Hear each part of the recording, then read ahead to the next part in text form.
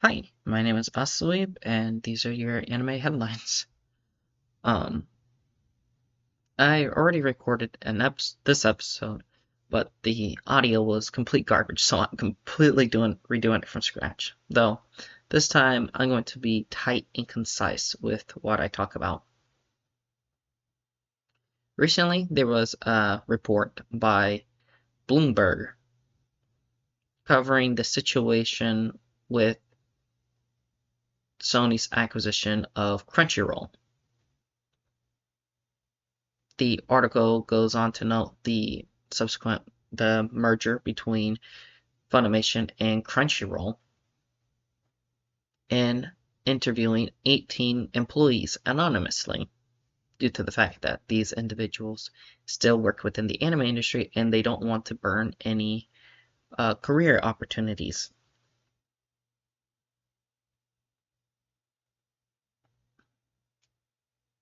The article goes on to explain situations where Crunchyroll has chosen um, to burn to hurt their partners with the likes of not promoting anime like Don Da Don, massive blunder for San Diego Comic Con with a One Piece event where they forgot to light up the uh, massive set piece for the event, and small comments from individuals that work within um, Crunchyroll itself. They also, the article also goes on to note Crunchyroll's big plan for 2025 as a result of the acquisition. Their massive plan is to reach 25 million monthly subscribers by the end of 2025 and expanding the brand within 5 territories around the world outside of the States. Um, Although, as a result of their plans and things not really going their way, only one of those regions have really expanded, that being Latin America. If I were to interject a bit, if I were to guess why, it's just because of Latin America's proximity to the States and um, its culture with anime in general. Though I may get into that later. As a result, with all this and the hurting partners, the article goes on to explain why this is going on. If you don't know what I'm talking about here, if I were to be uh, more exact about it, um, if you haven't followed my other coverage between the whole history between Funimation and Crunchyroll, which if you are on the YouTube page for on here, video on screen, you can go check out the death of Funimation um, to know what I'm talking about. But then also I'm going to be uploading that particular full length. I'm going to be putting that full coverage on the other podcast platforms that this is also being hosted on, which, if you don't already know, it's on Spotify and also Apple Podcasts. But to get back to what I was talking about, um, as a result of the partnership between Sony Television and Aniplex purchasing Funimation and making a conglomerate called Funimation Group Global. When Sony purchased Crunchyroll, they folded Crunchyroll into that Funimation Global Group, rebranding it to Crunchyroll LLC. a common misconception that I hear throughout is that Sony is that Crunchyroll bought out Funimation, in which that is not the case. Funimation bought Crunchyroll, and Funimation took Crunchyroll's name in the event. So, with all that, as a result of that, and the merging of the two companies, a lot of the staff, and for that matter, executives, were moved over to Crunchyroll and are the heads of the company. And as the article notes, they're the majority of the individuals that have controlling stake and are controlling the things that's going on with the company itself. This also goes into their marketing arm, with their chief head of marketing being a former employee of Netflix and then being hired for Funimation. His whole job was to expand and promote all of the properties that these companies would acquire. Although it's not obviously clear because there's no direct interview with the individual. Um, but due to this guy's decisions, it's the reason why the situation with the One Piece event and the issue with Dandanon's promotion has happened. I can't be the one to honestly examine this individual, as I don't personally know him, or make up speculation as to why this is the case. But what I do know is that series like Dandadan, well, it's not only Dandadan, but the series that Crunchyroll's been picking up in the competition from other uh, places like Netflix and Disney Plus has really been stifling Crunchyroll's big expansion in this anime market and trying to control and becoming the de facto home for watching anime and consuming and buying and essentially creating this ecosystem within the anime industry where if you were to interact in some manner with the industry and if you want to watch a show or buy a figure or buy manga, you will go through Crunchyroll and they will get a cut of their profits from that. As a result of all that, and clear indication from the partners affected here, those being Toei and Toho, that the article notes, uh, Crunchyroll has broken their relationships uh, with those companies.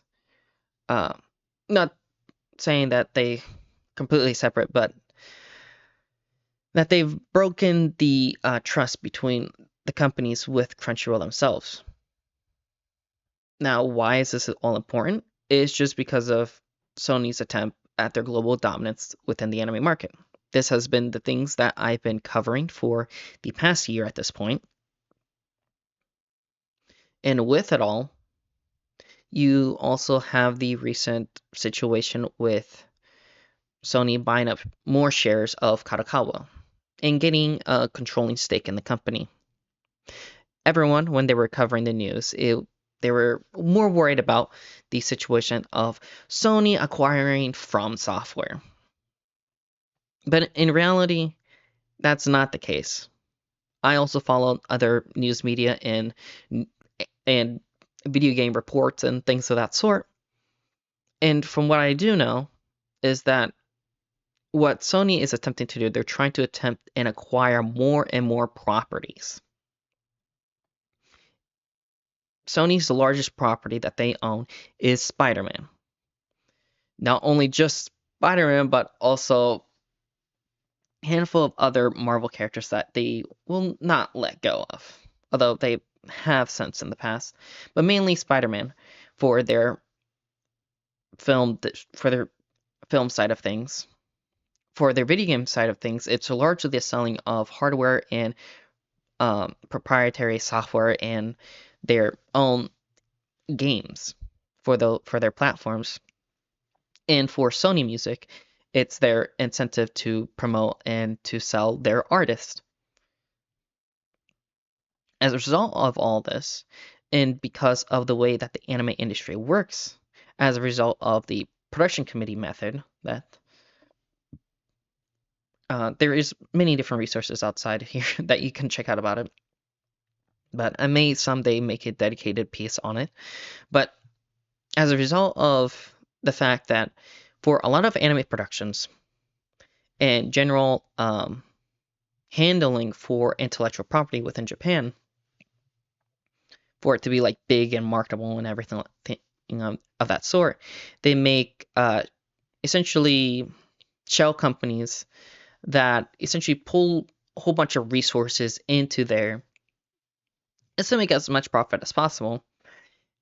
And then they commission a studio to then produce a 20-minute advertisement for 12 weeks as to promote said product, so people would go out and buy it and start consuming, and they make a lot of money from it. And so they keep doing this and doing this for many different properties, and that gives us the anime that we have today. Sony has been attempting to get into like making video game films and things of that sort. And one of the companies that has a lot of property under its arm and has its fingers entangled within the whole anime industry is the company Kadokawa. As a result of all their publishing arms, from manga, light novels, with series like Sword Art Online, The Melancholy of Haruhi Suzumiya, but also their publishing of titles like the Mobile Suit Gundam manga franchise, and a bunch of shoujo titles that get adapted into anime almost every single season at this point.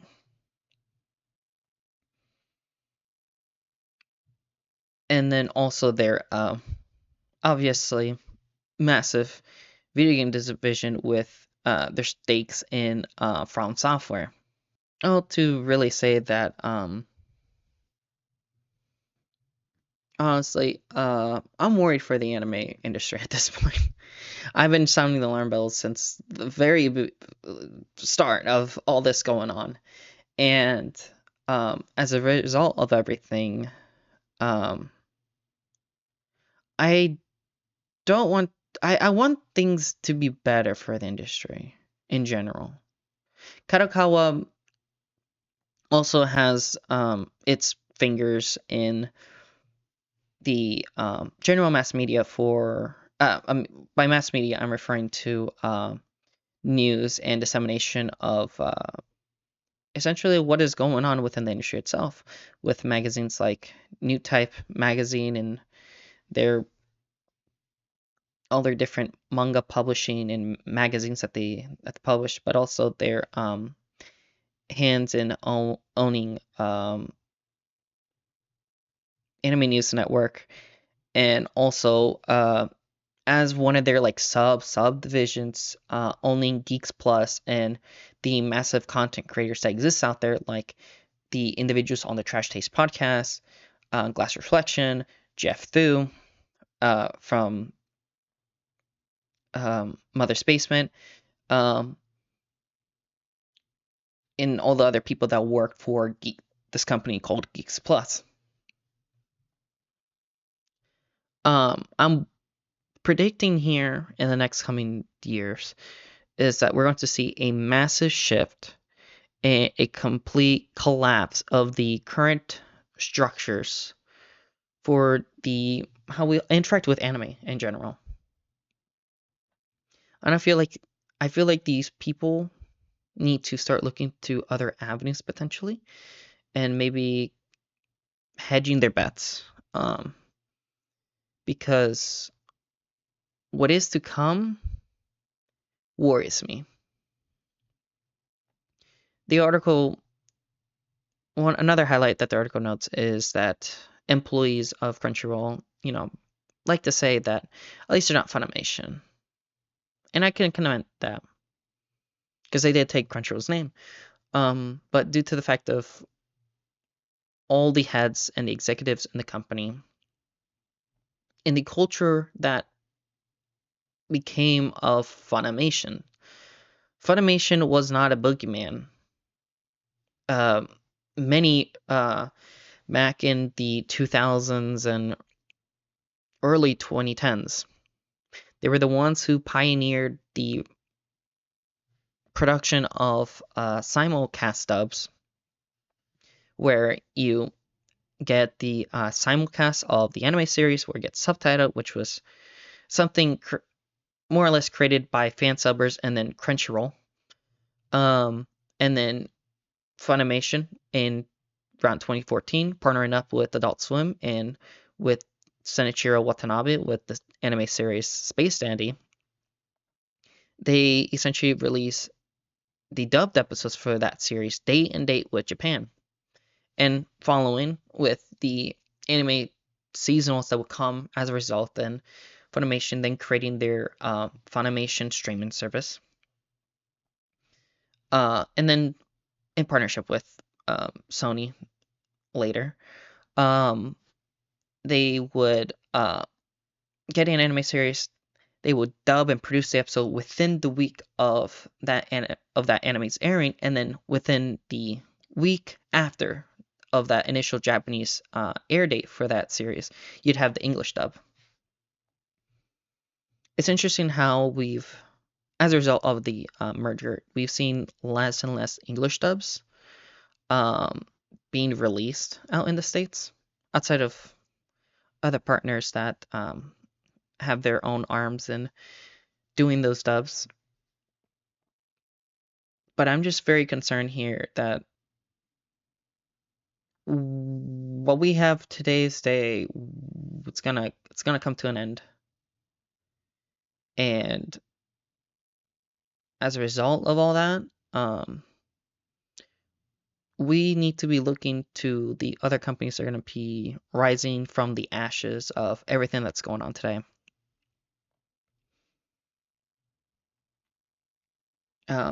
If you want other alternatives from Crunchyroll, if you feel this situation is a little bit crazy and that you don't really want to be um, dealing with it, the obvious answer is to just start watching anime on different platforms, legally, for that matter, and buying your anime stuff from other reputable places. A good recommendation and a place that sign up to their newsletter. I'm not sponsored, by the way, but you sign up to their newsletter and they give you anime rundowns and of the news of the week. Is Robert's Anime Corner. You can pretty much find them on Amazon and eBay and their own site. I'll probably put a link in the description to their Amazon shop. Simply because, full disclosure, I do have an affiliate link for Amazon, so if you want to buy anything from there, I can get a little kickback from that. But also platforms like AmiAmi, where you can buy anime figurines, and Big Bad Toy Store. They can buy figurines and toys and whatever anime series you're into.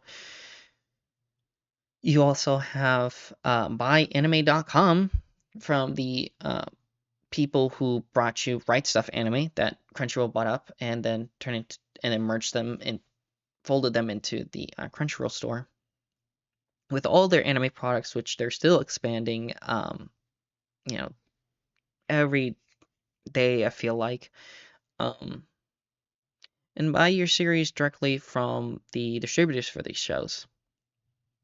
Obviously, you can go onto Crunchyroll store to buy, Aniplex and Crunchyroll titles. But Sentai Filmworks always has a deal every single season for every single anime product that they have, and normally they're like 70% off. I do not know how they keep themselves up like that, but you can do that. There is also the media. There's also Media CD, where they're independently distributing their own anime products that they sell. There is also Media Blasters and their own storefront that exist. And also Viz Media has now opened up their own anime shop. Um, it's not that everything's going on like in a vacuum and that no one's seeing what's going on. Even though I personally feel that way. Um, but as a result of everything that's going on, I don't think as a base for anime fans, I think that we need to be looking forward to um, supporting different places than allowing Sony to expand their arms and their fingers within the anime space. I'll have to say that, it's just